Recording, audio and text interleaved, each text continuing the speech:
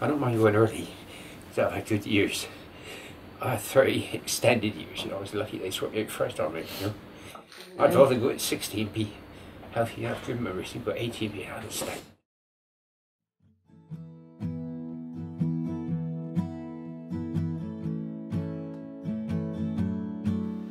I met Dad in a casino where I was working.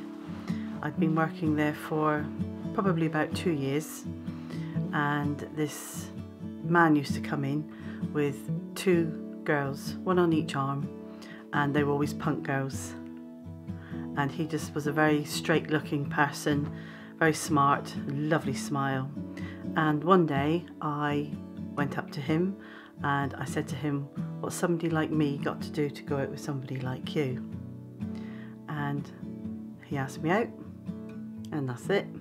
That's how we met. Dad was always very much a people person.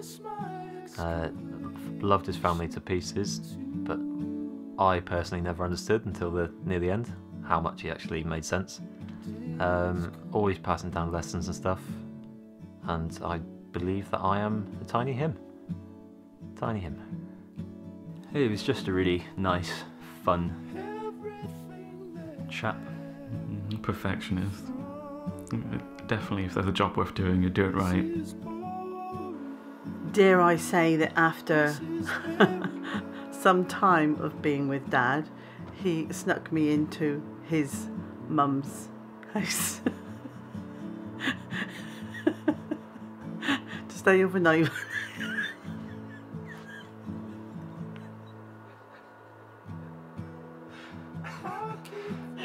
And she never knew.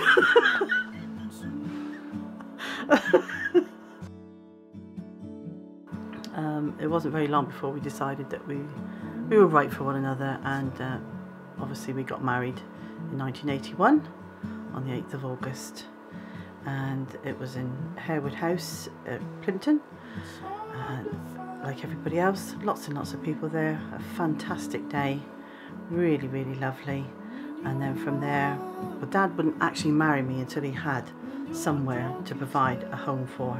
So he would not marry me until we got a house. So we got the house, and then shortly afterwards we married. Speeding on, 4 years.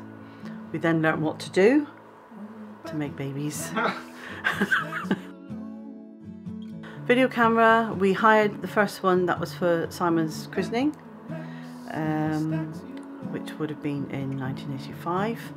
We hired that, and we only had it for the weekend, but what we did is we changed all of our clothes so many times in one day.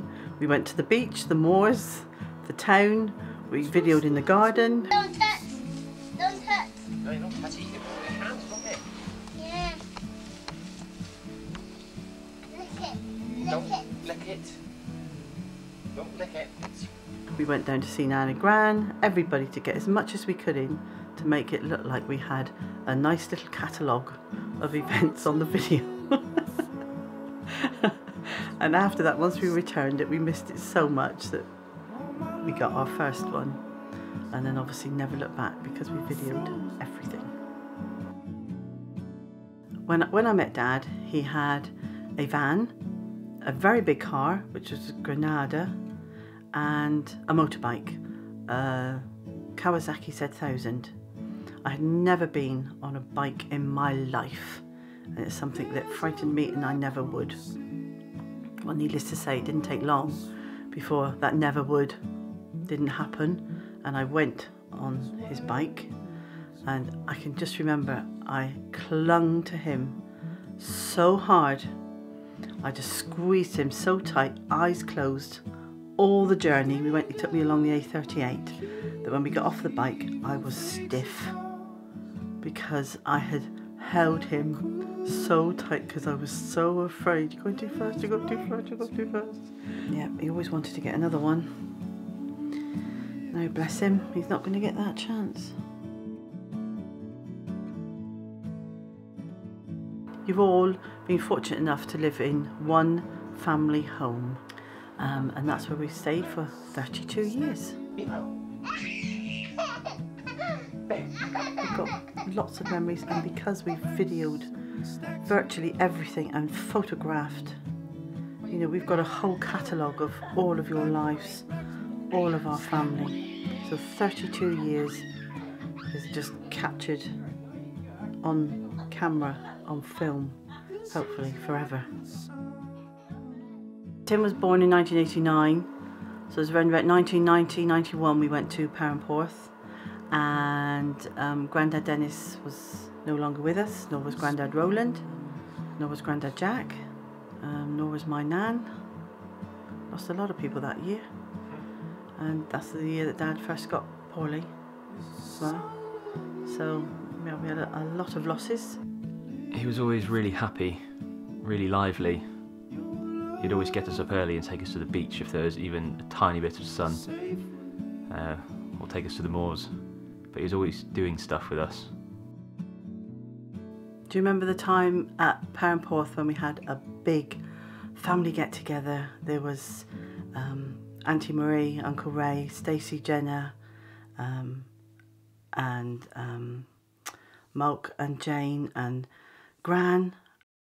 Had a lovely time on that beach, waiting for the tide to come in as everybody was sitting inside of our massive boat, and all the onlookers, as they were walking by, they were jealous families, because ours, not only was it a vast amount of family there, but our boat was huge.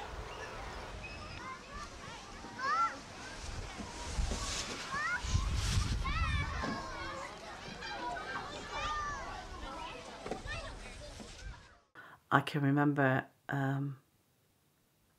Dad was poorly. I was already pregnant with Tim.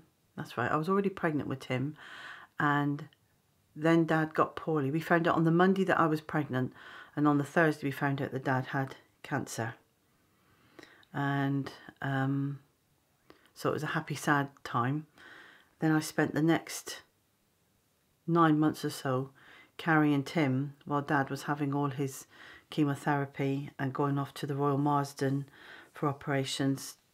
They didn't think Dad was going to make it, so in those days they said, well, what we'll do is we'll try and find out the sex of the child for you, because Dad wanted to know just in case he didn't survive the operation. So I think he got told that whilst he was at the Royal Marsden via telephone call from the doctors.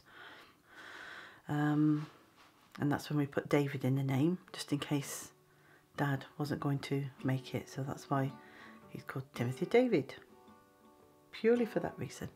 And then of course Dad did make it. He managed to get another 25 years out of that.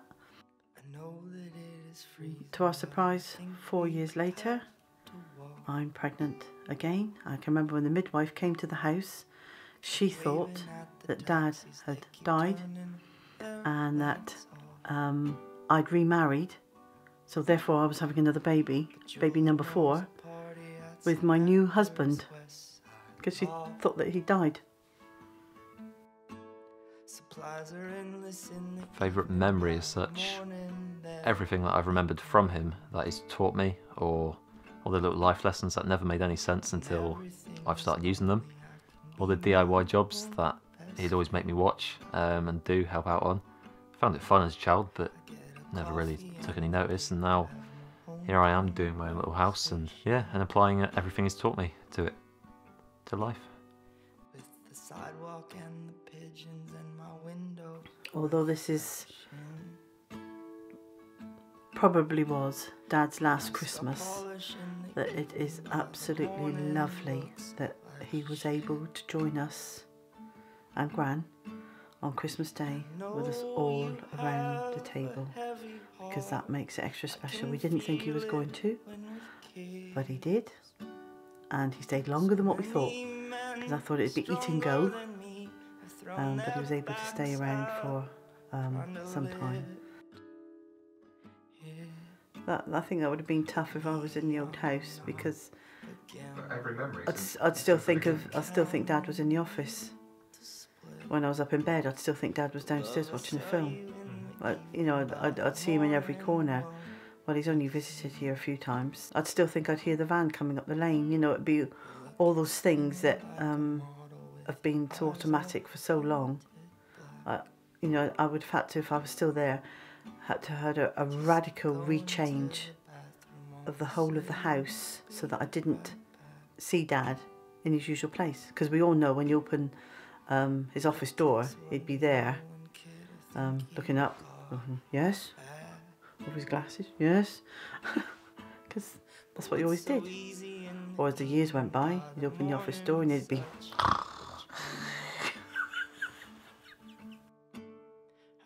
We've got all of our own memories, and although it's hard to see Dad at the stage he is now, we will, in time, just be thinking of all the good times, and thanks to that fantastic video that you've made, it's going to live on.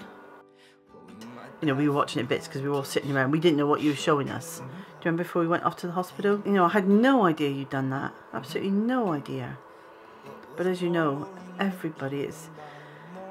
I can't say it's the best thing you've ever done because you've done loads of really good things, but it's one of the most meaningful, most poignant things and most treasured. Go on. Reasons all have run away, but the feeling never did. It's not. He was watching it, you mean in the hospital room? Yeah, when he was going to tell you all, and then he went... Yeah. Well, I guess in his head he'd been saying it over and over, how he was going to say it to you all, and then when the time came, just couldn't do it. Which that must have been one of the hardest things that he'd ever tried to do. Goodness knows I had that. Yeah, it's tough. Tough couple of weeks then. I think one of my strongest memories, and along with every other person that walked into our garden on a sunny day, was him sunbathing on the sun lounger in his black bondage Speedos. It's just, you knew what you're going to get into. If you walk home from school on a sunny day, you're going to get a face full of love spuds when you walk through the gate. Going through my photos, I found one where it must have been a hot day and he's been outside sunbathing, but he was just sat in the office. But because he's sat in the office, and he's also been wearing his little bondage trunks, the keyboard desk covers the trunks, so it looks like he's just sat there naked on the computer. I think Mum's got a photo of that one that she definitely wanted to put in. He had a few. He had some just plain black ones, and then some with... It was the ones with the rings. His little black trunks with a little silver ring. But I think Mum even tried to throw them away at one point. She put them in the bin, and somehow they found their way out of the bin and back on his leathery body. He only needed one day in the sun to go completely brown. I think pretty much everyone other than me and you would kind of ended up like that. But a few of my friends, I've got a few memories of him, because he's always getting involved if they came round. I think everyone's prominent memory is the bondage trunks, but apart from that, the big one that sticks in everyone's mind is the joint party we had for my university leaving party, which was a surprise, and his 50th. And we had a house party, like people in the garden, people in the lounge, and then we took over a bus and went into town to walkabout, I think it was, and he was walking around with a big 50 badge on, getting kisses off people on the cheek, and people were buying him drinks, and he was absolutely loving it. And I almost got him to Temptations, the strip club, but he was really tired by that point, so he backed out. But nearly got him a lap dance.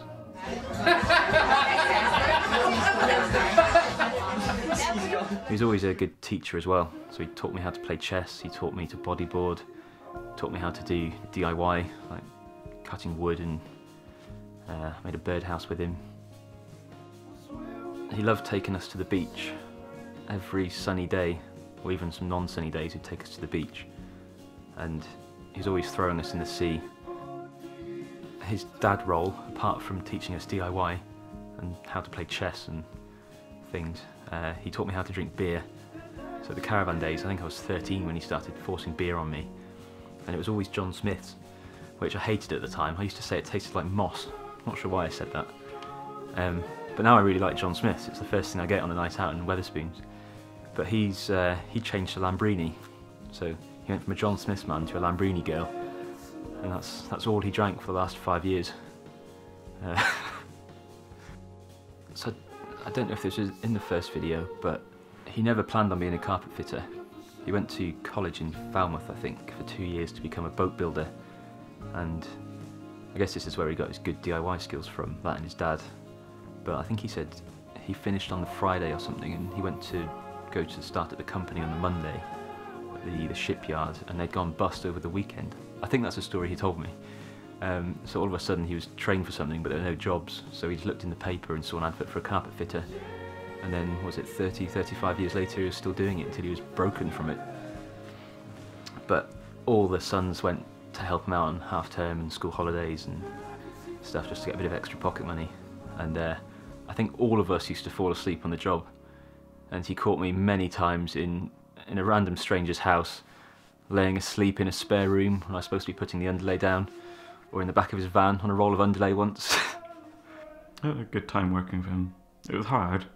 I think I'd have been about 18 and 19 at the time, and I'd need to nap midday, or at least as soon as we get home. And he just carried on doing that for maybe, was it 38 years? He used to work really hard, so he'd typically do 10, 12, 14-hour days when we were children. He'd come back shattered, and we'd be eating a meal, and he'd just stare. The amount of times we saw this face during a meal, and we're like, "Dad?" He's like, "Hmm? Oh." But he'd always come back with injuries, so the amount of dents he had in his shiny head was ridiculous, and they were so deep. It's like someone hit him with a pickaxe. He was always hitting his head on shelves and cupboards, and had big gashes in his massive sausage fingers from the Stanley knife, and oh, it was disgusting. One of the working with Dad would have been just off Pennington Quick. I was working with him, and he said, "You can remember this place, aren't you? Because of that cat." Yes. There's a cat sat in a bathtub, a big ginger one. So many times, again, working with him, where there'd be regular people asking for him specifically. And I think part of that's just him being friendly, but also it was always getting me to make sure that we'll do a really good job, even if it's an area that might not be seen, might not be noticed. It's just, if you're doing it, do it properly. Do you know what, one thing that is really, really commendable for Dad is that Dad doesn't like to travel. He thinks Exeter's a long way to go. Happy to go all the way down to Cornwall, but Exeter is a long way to go. And yet, with being so poorly, we didn't realise how poorly Dad was. I went up to Glasgow to finish my PhD, and this is when he was getting ill and frail and he couldn't walk or sit for long, but somehow he made the 6-hour journey via car, train, plane, bus, all the way to Glasgow. He went all the way up to Scotland, his first time to Scotland last year, just purely for Mike's graduation. A long way for him to go, for anybody to go, but a long way for him to go in such discomfort and while being so poorly. And it's when I first saw him looking ill, because he got changed in the hotel room and he just looked like an 80-year-old. He was thin, he was just a bag of bones. He was so slow.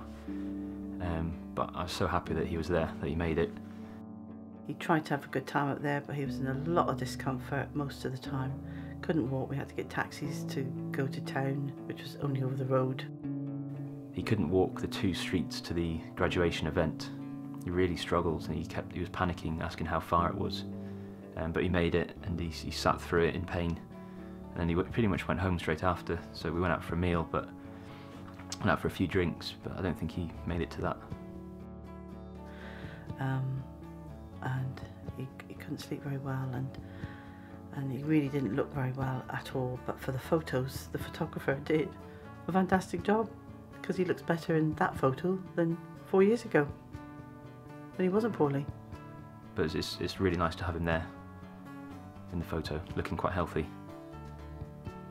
I just can't believe he made it, because this was 2014, sorry, 2014. So it was right in the middle of his bad year. Well, he always said that he would never ever make 60. He said that for so many years. He wanted to retire, he wanted a caravan, and he wanted grandchildren. He's not going to see anybody, the first of you 4 boys getting married.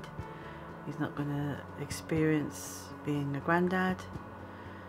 He's not going to experience his grandchild's first granddad. He's not going to get that, a hug from them, spending first Christmas with them, having them sleep over.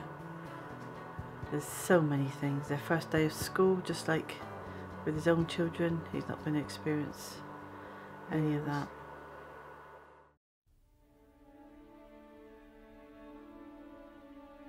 One thing that is very special to all of our family, and it has given us many memories, is our caravan. That has got to be said. In the year 2000, we went away on a little week's holiday and we fell in love with caravanning, and then Dad, I think it was by the end of the holiday, had purchased a caravan. Unbelievable. And that is when I think all of us as a family, our lives changed in a different way. There was nothing wrong with our life before, but once we had that caravan, it was wow. It gave us something special as a family, something to look forward to every weekend. And for me, just to watch you all doing the party dances, and it was just a lovely special time for us. And we had the caravan for 5 years. But I really like the caravan days. It really made teenage years. On a nice sunny weekend, we'd just jump in the car, go down. And to get down there as quickly as possible, to go to the club and have our swimming and just meet all our friends. It was a lovely time. He was always friendly. I'm sure there must be videos of him just dancing away and getting to know all the Haven mates. And Dad opted in for nearly everything to be called on stage, if you can remember. You as sons, sometimes as you got older, be going, oh no, Dad's going up again, oh no. But then when you look back, you think how game for a laugh he was, which he really was. He was happy to join in things. He loved it down there, because he used to like a programme called Cheers. He'd always dreamt of having somewhere where he could walk in every weekend and everybody saying, all right, Dave. And he got that to some extent down the caravan. Very special, very, very special memories. And I thank Dad for doing that, because I think it kept us all close together, because we had something to look forward to. We have Dave! And you Not something goes like this. Alright then, yeah. Still Dave, yes. Correct. Where are you from, Dave? From Plymouth. From Plymouth! Come on! Oh, yes! She's done this before, hasn't she? I think the caravan days are really where he came into his own, and people genuinely loved him because he was so fun and he just loved life. So he had loads of friends down there. I remember him telling me once that he decided that when he hit 25, he didn't want to grow up anymore. He just kind of wanted to like sort of stay young. You looked at him dancing away at the caravan, and always being friendly with people, and talking to everyone. I'm pretty sure in his head he never grew up past that. We've been a solid family for 32 years, and not many people nowadays can say that their marriage lasts that long. And you were all fortunate enough to have the stability of a mum and a dad and a familiar home, which is something that is lost a lot these days. You're all going to turn out pretty good. You're all going to be pretty stable. Not going to have any screws loose. Or maybe you might. Watch this space. And they shake their heads and they tell me that I'm always going to remember him like essentially like the caravan days, just a fun-loving, embarrassing dad. He's a good teacher, just lived life.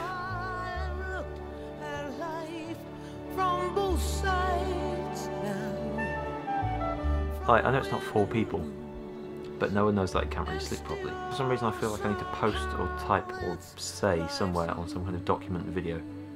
Something like, oh well, at least you can get some sleep now, but like, something really cheesy, but that'll just bring it to an end. I think she just said, we've had a call from the hospital, and they say bring all the family here as soon as possible. And she didn't have to say any more than that, I knew what that meant. I packed a suitcase there and then, and that was a lonely 2 hours from 4:30 till 6:30, 250 miles away from anyone. So the earliest I could be at the hospital was just gone noon. So I was just getting updates from him every 10 minutes, saying, right, he's not opened his eyes yet, he can't breathe, he's plugged into machines, he's writhing around, he's not spoken to anyone. She was updating me the whole way, and I just kept saying, like, is he still alive, is he still alive? All I wanted to see was him take his last breath, but got to Exeter, got the call from Alex, and that was the longest hour of my life, I think, going from Exeter to Plymouth on a train on my own.